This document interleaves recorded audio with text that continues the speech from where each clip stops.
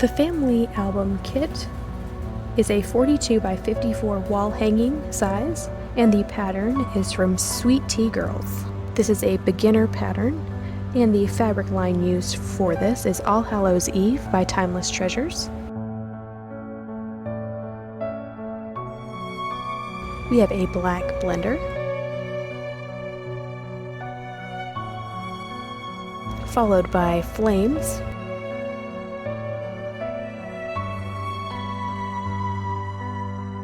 and a lovely orange blender, and then that same blender in a light orange.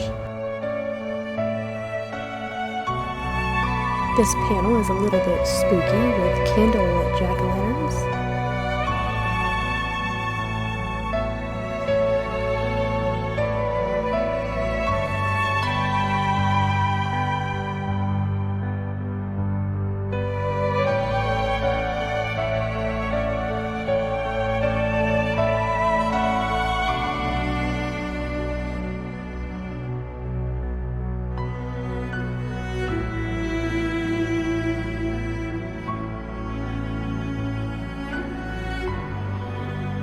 The next fabric is a stained glass fabric feel with skeletons and crows.